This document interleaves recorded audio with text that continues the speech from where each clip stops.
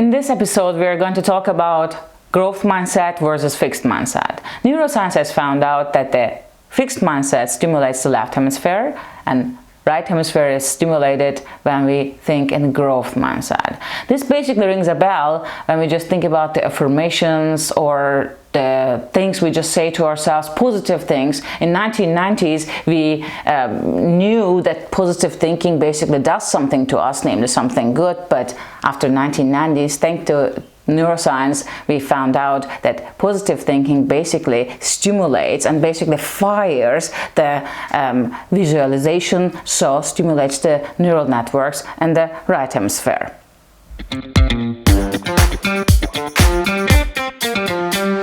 Fixed mindset is basically avoiding challenges, being threatened when somebody else is more successful than we are, and or not giving enough value to negative feedback. So when sometimes we get negative feedback in life, it also happened to me, probably it also happened to you. When we get this, we should work with this information. We should get or make use of this information rather than being threatened or having bad feelings about that person or towards that person. It's counterproductive. Growth mindset is the opposite, that when you get a negative feedback, you work with it, basically, rather than being threatened by it or being offended by it. What do I mean with this? I can tell you a wonderful story about myself. It was in my 20s. I was asked to do a workshop in a company, and the company extra asked me to basically stay overnight in their location, and I said, well, you know, like, I can just drive myself, no problems. I wanted to sleep in my own bed rather than staying overnight in a hotel.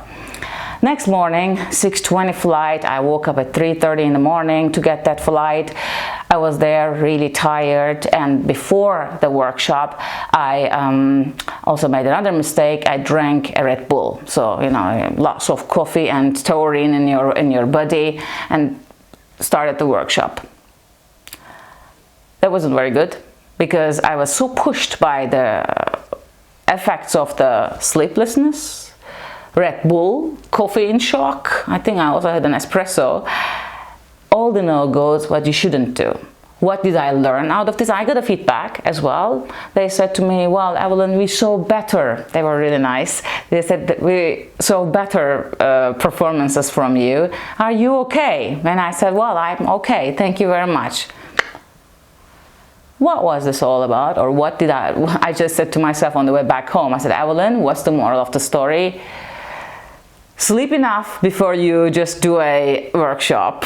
Do not take any push-ups, coffee, tea. Actually, one should avoid these kind of things so that you can really go to that event or basically do that event in your very natural, authentic way rather than just running around like a Duracell rabbit, as we say in Germany. Well, this is how I tried to make sure in my 20s, the situation happened in my 20s, this is how I tried to make sure to learn also from the negative experiences rather than being threatened by it. Did I avoid to give any workshops afterwards? No, I didn't. Did I try to learn a lesson out of it? Yes, I tried, and I'm still trying. And this is exactly the growth mindset, not seeing the obstacles that we have along the way as defeats, but working with them and basically knowing and being sure that actually they are contributing our improvement for the next challenges to come. So this is the idea of growth mindset. Carol Dweck brought the growth versus fixed mindset to the planet in 1978. This is my birth year. Oh my God, it's 40 years ago. It was proven that the kids that learned algorithm with growth mindset were more successful than the fixed mindset. How many percent? 25%. So growth mindset is proven with this very testing from Carol Dweck. Another wonderful example of growth mindset that I experienced myself was with one of my coaches that I worked a couple of years ago.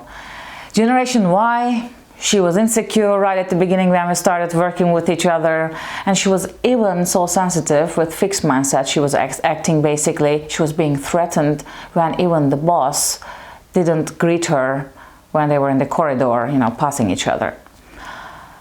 I showed her that fixed mindset, being threatened by such occasions, is just not the answer to the questions. We had to do a mind shift and basically start thinking maybe the boss has other things to do in his mind, he didn't even see me, etc. So she just changed her mindset about boss not liking her, but basically seeing the compliments and the feedback she gets regularly from him, how she can get better.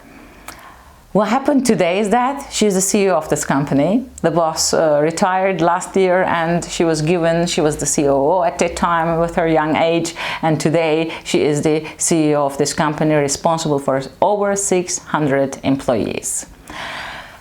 She's a wonderful example of how fixed mindset and growth mindset can be applied in also small bits and pieces in our lives, when we just really consider that failure is only a temporary state. We can correct it and move on, where fixed mindset basically is threatened, gets afraid of making mistakes, avoid making mistakes.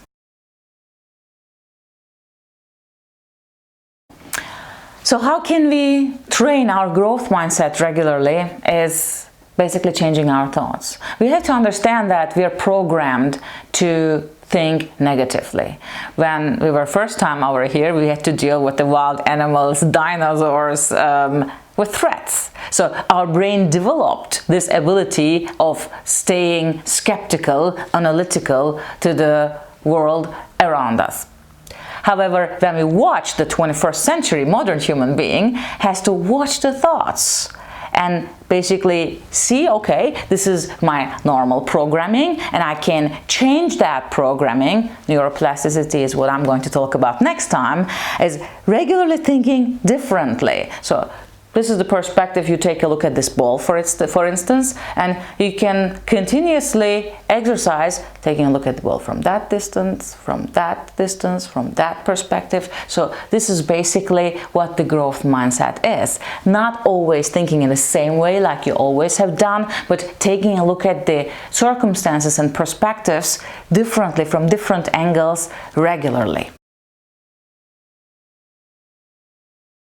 Next episode is a wonderful example of growth mindset, a growth mindset personality, Torsten Hinrichs. Torsten Hinrichs is being a traditionalist, a wonderful example of the growth mindset. He has been the CEO of the Scope, the European rating agency, in the last 5 years. Before that, Torsten was the CEO of Standard & Poor's, we all know, and West LB 15 years before that. So almost as long as I am on the planet, he has been in the finance industry, and he will just tell us how he used growth mindset to change his thoughts and his mind.